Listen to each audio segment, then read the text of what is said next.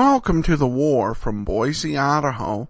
This is your host, Adam Graham. If you have a comment, send it to me at box13@greatdetectives.net. To many people, the name of Burgess Meredith conjures two well-known performances. The first is as the Penguin in the 1960s Batman TV series. The second is as Rocky's trainer Mickey in the first 3 and 5th Rocky movies. However, before that, he was quite the accomplished radio and screen actor in the 1940s. And we get a good sample of his work in this play, which focuses on the importance of landing ships. So here now from March 19th of 1945 is Sign Here, Please. The Cavalcade of America, sponsored by the DuPont Company.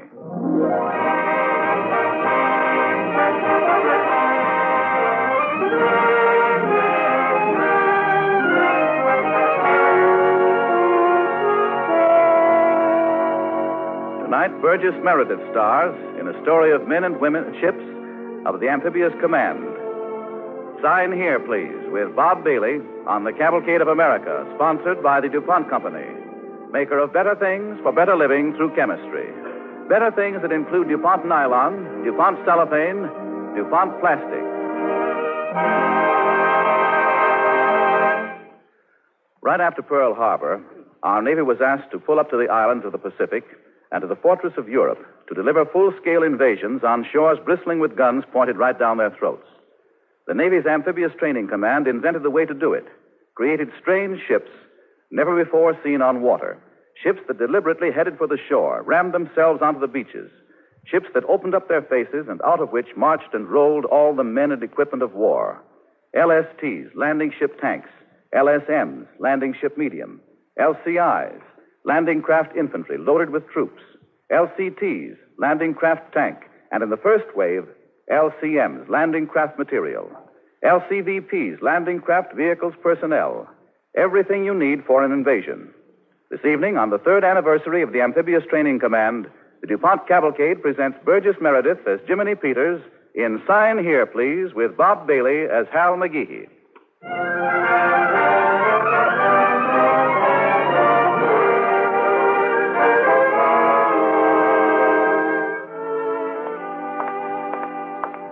Here's one of our men now.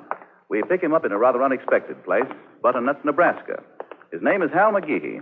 He got home 2 hours ago. He's seen the family, fed his dog, and now he's going to see his girl. Hey, Hal! But it's not so easy for a fellow like Hal to walk across his hometown without somebody trying to stop him. Hal McGee. Oh, hello, Mr. Bayers. Glad to see you, Hal. Saw you passing the office.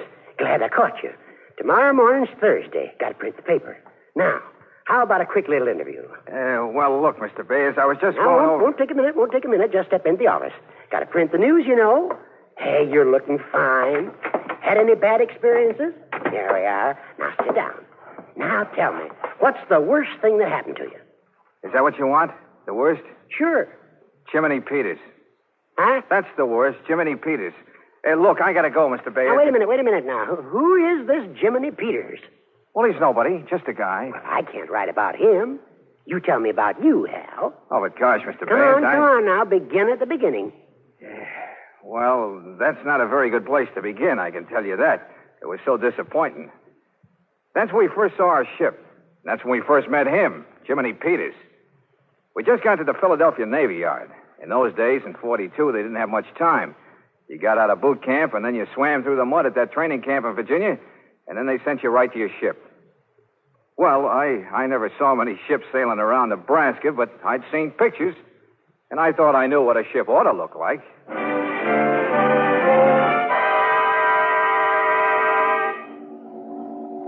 For crying out loud. Hey, Hal, what is it? Well, it ain't no ship I ever saw. Hey, what are we, a comedy act? Why didn't somebody tell us? Hey, that thing will sink as soon as we cast off. It's nothing but an iron box. An iron don't float, brother. Hey, Stinky, look. What? The whole front end of it's opening up. With doors. Yeah. Hey, suppose them doors bust open out to sea. Hey, Harvard, you want a ship on that? Not if I can avoid it. The went to Europe once when I was young, and I know that thing couldn't stand it.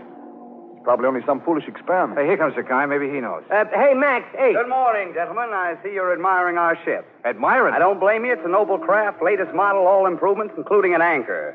We call this model an LST. That stands for Let's Stay in Texas. It carries tanks and jeeps, plus a couple of hundred Marines and Army, there for ballast.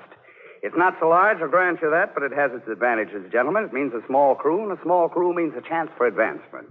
It means if we keep our shoes shined every day, they'll let us take turns being captain. And consider this, my friends. Now, this isn't official. Now, come closer. This isn't official, but I heard that in case of good behavior, they're going to give each man one of these things after the war. All you'll have to do is to run it up on land, put a couple of gasoline pumps on front, and you got a garage. Mighty glad to have you with us, gentlemen. Step aboard, leaving any minute, under orders, you know. They want us to go out and find a place called Australia. Huh? Australia? Yeah, somebody saw it on a map. They're not sure it's there, but you know the Navy, always curious. Hey, look, wise guy, I don't like to be horsed. It's me that's going to be stuck on that thing. If that's going to Australia, something bigger will have to carry it. And I didn't join the Navy to ride on something that rides on something Please, else. no, I don't like people to talk that way about my ship.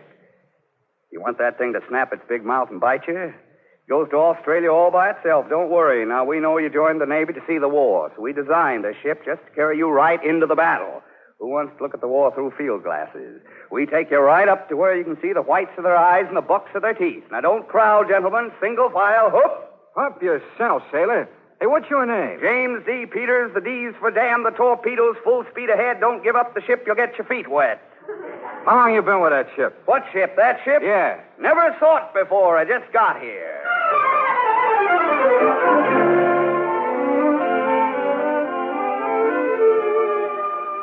Well, that'll give you a sample of what we was up against.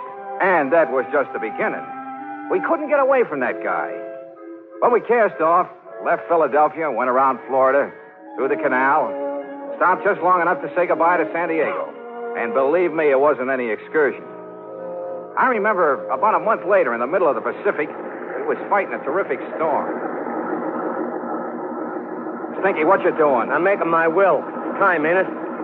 Except I can't think of nothing I got to will. Well, I don't up. I'm scared myself, except I know you fellas will all start lying and say you wasn't. Well, I'm scared. Don't be a drip, Harvard. Well, you can pretend, but I was raised to be honest. Well, if the Navy isn't going to get us there, why don't we go back? Close that hatch. Oh, for Pete's sake, it's Mr. Peters. I thought maybe you washed overboard. It ain't a fit night out for man or beast. That's why they sent us. Hey, look, I'm not in the mood. If you want to be funny around me, wait till we get on land. We'll be on land just as soon as we get over the next wave, right in the bottom of the ocean. Then you gotta let me tell you the story of my life. It's very interesting. It began the minute I started breathing. I looked up and there was a doctor beating me just below the middle of my back. And I hadn't done anything. So I said, look, Doc. Cut it out, will you?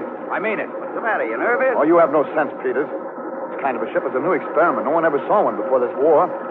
How do we know we're going to get there? Ah, you fellas are not observant. Didn't you notice how the deck sort of doubles up every time we hit something? How a wave seems to run right through the plate? So what? Ingenious, isn't it? Rubber, steel. Besides, when you're back home, didn't you ever wonder what it would be like inside a washing machine? Well, now you know. Now, come a little closer. Tell you something. Suppose they don't think we'll get there. Think of the scandal if we do. See? Think of all those admirals who get busted because they guess wrong. Think of them melting down all that gold braid. Well, I can hardly wait. You want some coffee? You ain't got the brains to be scared. That's the only thing I got that ain't scared. Besides, we'll get there. I know we will. How do you know? Because I told my dentist to forward the bill. You don't think he's going to let me get out of that, do you? We'll get there.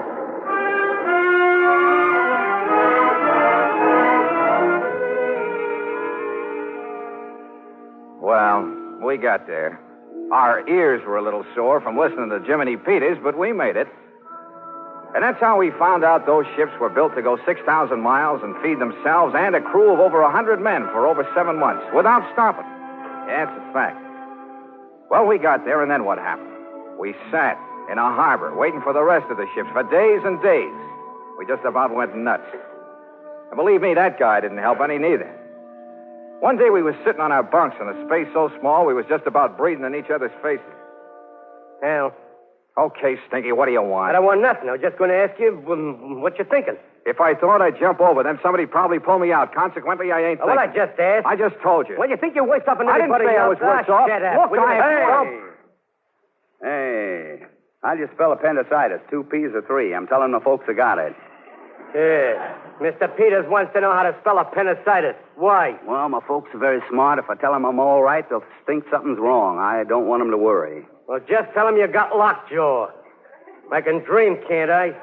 I tell you, folks, we all got overgrown blisters waiting for something to happen. Yeah. Tell him we're in the last and final stages of mildew. Well, gentlemen, if you're bored, I'll just write to headquarters and get some action. Now, who do we know that's high up in the Navy? President Roosevelt. It pays to go to the top, you know. Take a letter. Dear Mr. President, Did you ever hear of us? Well, it's true. Sincerely yours, James D. Peters. The D, Mr. President, is for don't mention it. Oh, go away and let me sleep. I got to write to my folks. I think I'll tell them I got leprosy. That I can spell.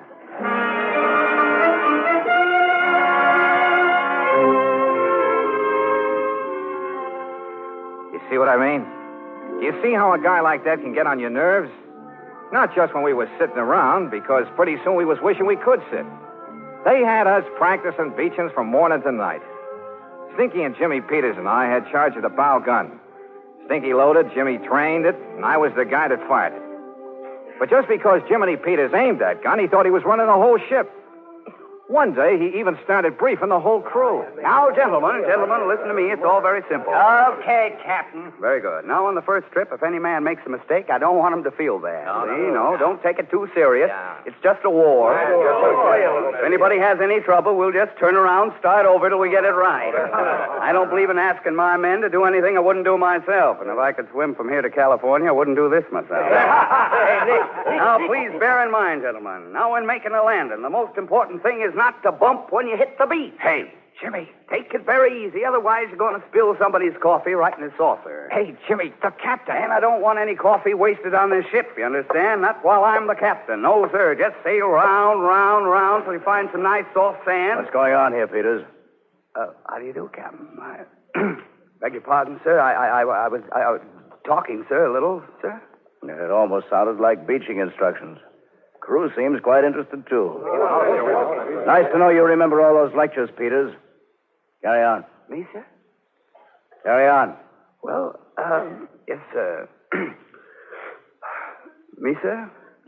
We'll assemble before dawn, gentlemen, outside the enemy harbor.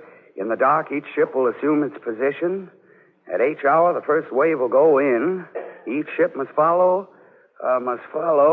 its prescribed lane, must hit the beach at the exact spot designated, must arrive in the minute, not 1 minute before or 1 minute after. Well, one must unload instantly, and at the signal must retract, pull away from the beach, return onto its own lane so as not to interfere with the incoming traffic.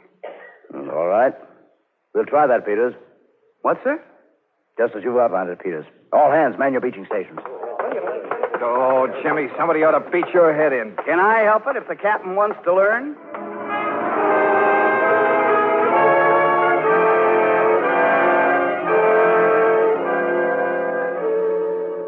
We all wanted to learn. We knew darn well we'd need all the learning we could get when the big day came. Then, after weeks of practicing, we was all set for the real thing, a landing on a jam-held island. Our LST was supposed to take in both men and equipment, so the first step was to get the boat loaded. Stinky and Jimmy and me and some of the others stood up near the bow gun, where we could watch the tanks roll on deck. Well, that's number 7, and they're still coming. Hey, shine up that gun, big boy. Jimmy, what you doing at that sight? I'm practicing with my left eye. That's the one I use to shoot Japs. What's the matter with your right eye? The one I have to keep on you and Stinky so you won't make any mistakes. Now, please remember, gentlemen, just do everything the way I tell you. Oh, brother. Hey, Hal, are we going to take this guy along? Hey, look. That's the last tank. How many we got aboard? 10. Then we got jeeps and 150 troops. And don't forget, they got all their mortars and stuff, too. Oh, this is it, brother. This is it. Personally, I don't find it very exciting. What's the matter with you? Oh, it's too much like the movies that I've seen. I don't like these war stories. I prefer the kind of scene where the big financier finds out he's down to his last $20 million. You know, he reaches in the drawer, he pulls out a gun, puts it up to his head, and, you know, the kind of situation where you feel somebody's going to get hurt. Feeling the way I do about you, sweetheart, that's just the kind of situation this is right this minute. Hey, wait a minute. Look, guys. They're closing her up.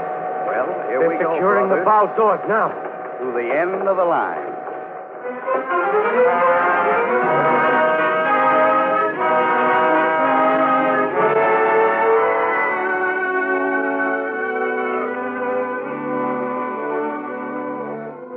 listening to Burgess Meredith as Jiminy Peters in Sign Here, Please, with Bob Bailey as Hal McGee on the Cavalcade of America, sponsored by the DuPont Company, maker of better things for better living through chemistry.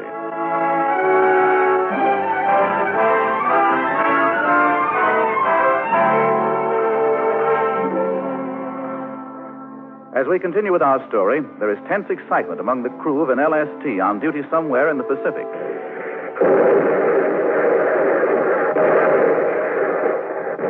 On D-Day, we stood around the dark before dawn outside the enemy harbor. The barrage was kind of noisy. Then it stopped. We started moving. There were ships as far as you could see. LSTs, LCIs, LCTs, LCMs, landing ships full of everything there is in a war about. But even so, while we stood there beside the bow gun, it all seemed kind of quiet. Like everything was keeping its voice down. Hey, Hal. Do you think there's any Japs left over there? Well, we ain't got long to find out. Where's Jimmy? He's got his left eye on the sight. And then the sergeant will lead you in. So Hey, listen. That army captain is talking to those troops again. Remember, if this ship gets stuck on the sandbar or hits a mine, we'll wade ashore. You got that? Yes, sir. If they don't get our equipment in, we'll fight anyhow. We know there are pillboxes on this beach. If the barrage hasn't got them, those Japs will be raking the ship and trying to knock off the crew so we don't get the doors open. Now, if they don't get the doors open, here's what you've got. What's he mean if we don't get the doors open? Does he think we forgot the combination? Worst comes to worst, I'll tear 'em open with my bare hands. Are you still talking? I'm full of resentment. And that ain't all, you big bag of wind. You know, you remind me of my old man. You know, the day before I left, my old man said to me, he says, James D., he says that D stands for don't come back unless you're a hero. He says to me, your great-grandfather was in the Civil War and he died of dysentery. Your grandfather was in the Spanish-American War. He died in a barber chair in Cincinnati. So it's up to you, son. Hey! What's the matter? Right over there between those two stumps. You see that white rock? You see that? Well, right beside that, there's something moving. Yeah? Yeah, you're right. Sure. Gun 41 to bridge. Bridge. Aye. Suspicious movement on beach. Bearing 005 near White Rock. Permission to open fire. Gun 41. Commence firing.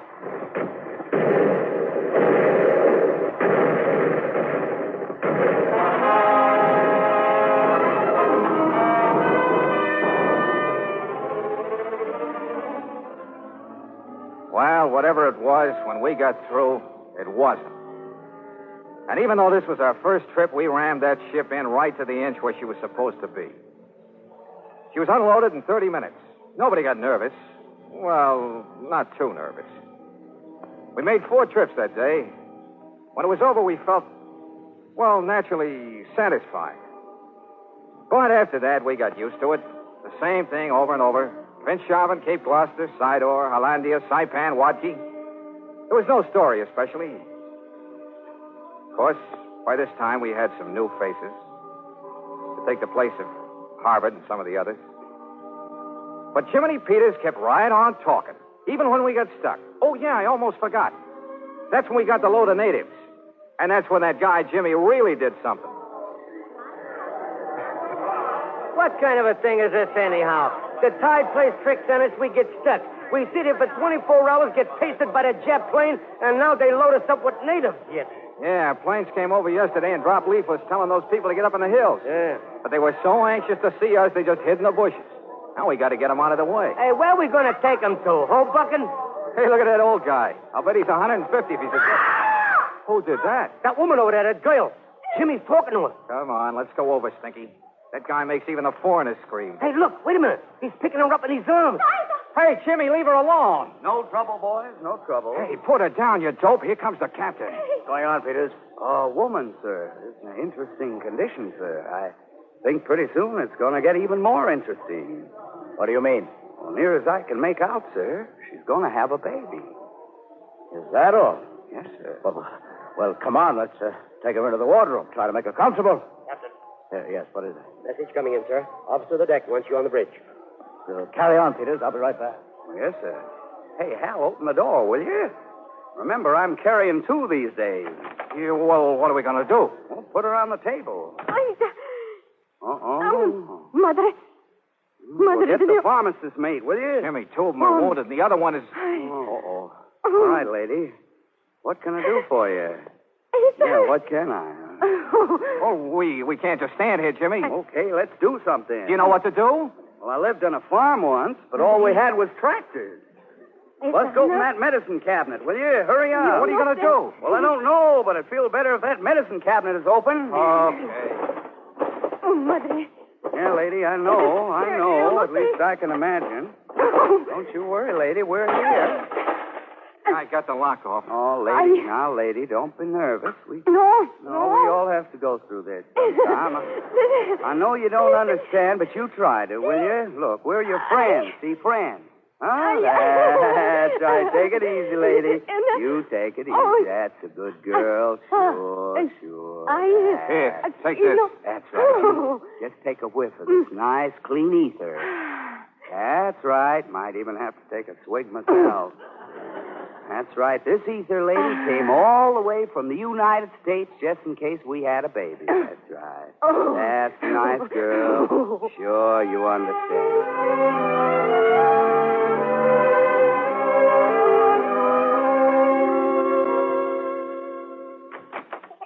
Here's the captain. I've been waiting, Peters. Is everything all right? Yes, sir. I'm a father, sir. What is it? A boy? In my family, sir, we prefer it that way.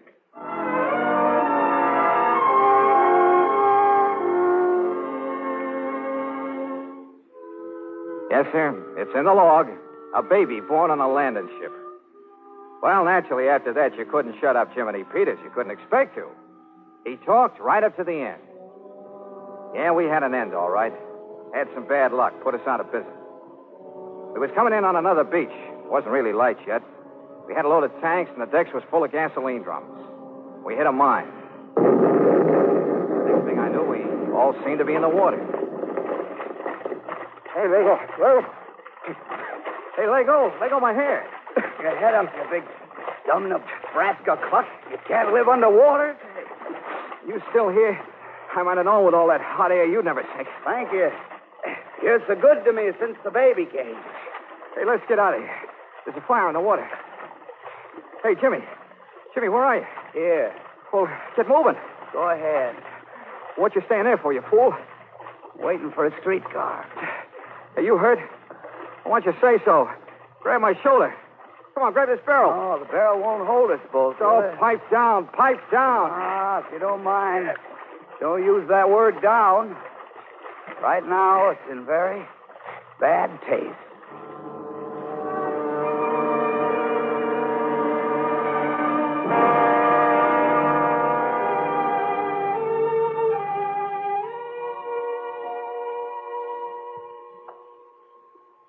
Well, sir, the last time I saw Jimmy was in the hospital.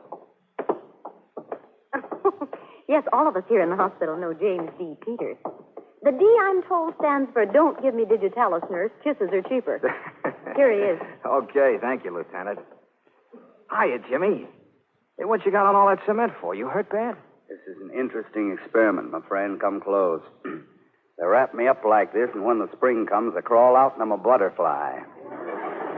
How are you, my boy? Oh, fine, fine. Hey, you'll get the Purple Heart for this, you know that? I'm not the only one. Don't kid me. Hey, we lost the ship, huh? Yeah. Oh, that's a funny old tub.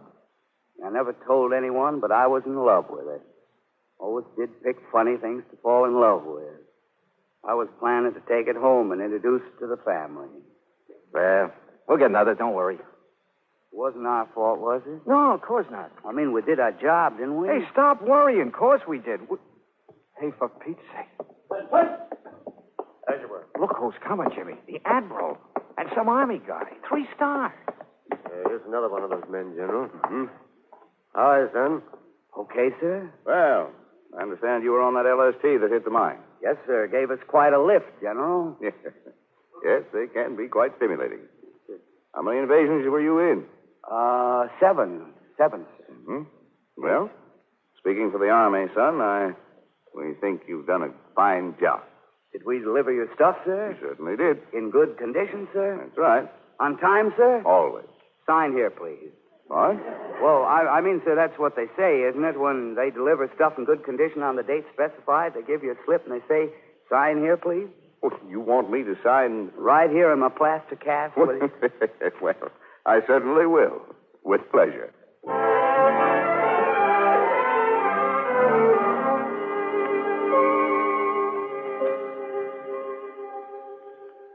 Well, Mr. Fayers, that's all that happened, I guess. But Hal, what am I going to say in the paper about you? Well, that's what I tried to tell you, Mr. Fayers.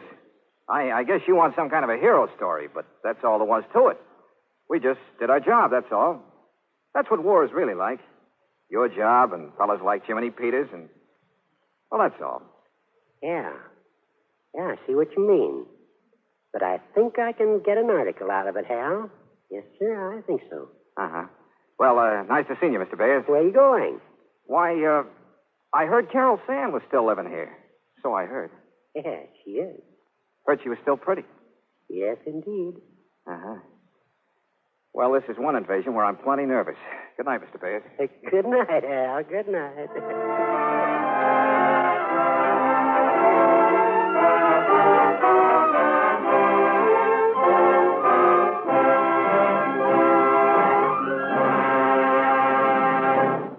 Our thanks to you, Burgess Meredith, and Bob Bailey, and to all the other members of tonight's DuPont Cavalcade cast.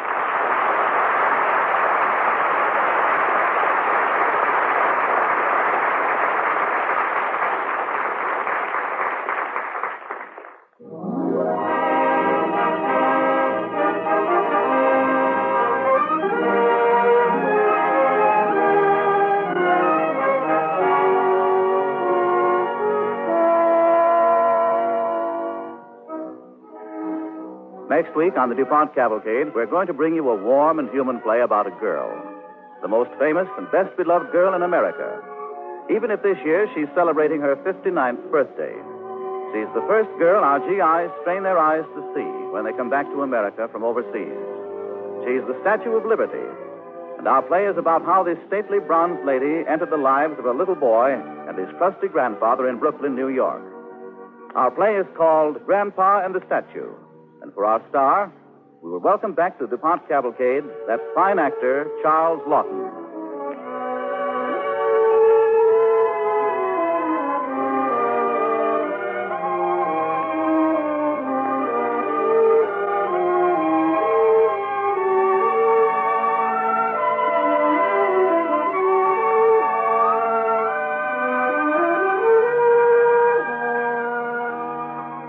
Music for tonight's DuPont Cavalcade was composed and conducted by Robert Armbruster. Our play was written by Philip Lewis, based upon materials supplied by the United States Navy Amphibious Training Command. This is Gain Whitman inviting you to listen next week to Grandpa and the Statue, starring Charles Lawton on the Cavalcade of America, brought to you by the DuPont Company of Wilmington, Delaware.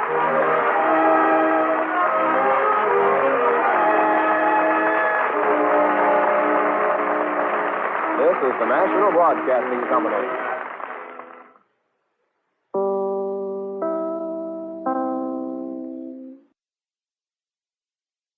That will do it for today. If you have a comment, email me, box13@greatdetectives.net. I welcome your story or that of loved ones who served during World War II. Ken Curlin provides our opening theme music, kencurlin.com. I am your host, Adam Graham. This series is provided as a service of the Great Detectives of Old Time Radio, greatdetectives.net.